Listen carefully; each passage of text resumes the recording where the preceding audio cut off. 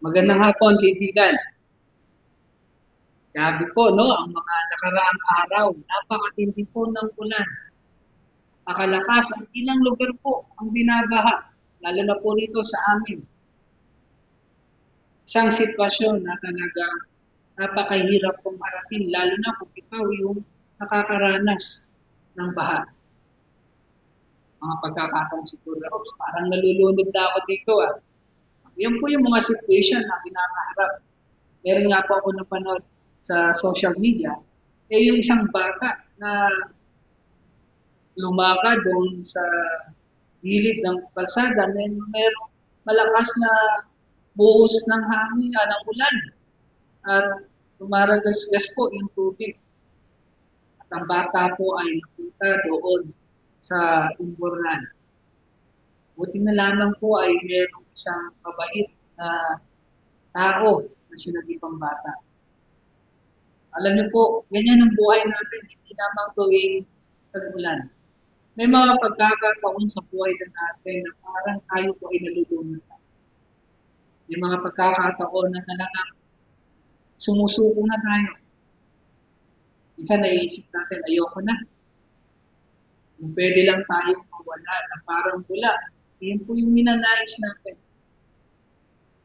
Alam niyo, ito po yung isang pagkakataon na nagpaalala sa akin kay Apostle Pedro. Sa panahon na nakita niya po ang Panginoong Yesus na lumalakad sa tubig, na, Panginoon, kung ikaw yan, hayaan niyong makalakad din ako dyan. So, siya po ay nakalakad sa tubig, punta sa Panginoong Yesus. Pero, dumating yung time na siya po ay napatingin sa kanyang paligid at nawala yung focus niya sa Panginoon. Ano nangyari? Yung po siyang bumaba.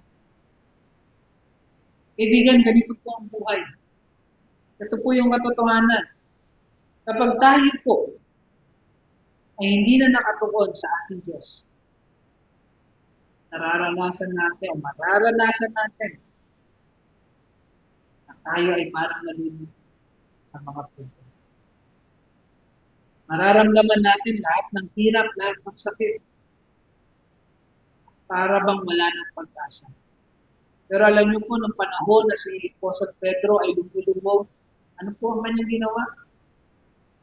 Siya po ay tumawag sa Panginoon. Kanya, Panginoon, iligtas mo ako. Ano po ang ginawa ng Panginoon? Siya po ay inabot ng kanyang kamay at pinaas. Kaibigan, ano man ang sitwasyon ng buhay mo ngayon? Ano man yung nararanasan mo, bigat, sakit, na nagbibigay sa iyo ng kaisipan na gusto mong sumuko. Nais ko lamang ipaalala sa iyo. Ang kamay ng Panginoon ay laging handa na itaas ka. Humingi ka lang at tulong sa Kanya. Lumapit ka lang muli sa ating Diyos.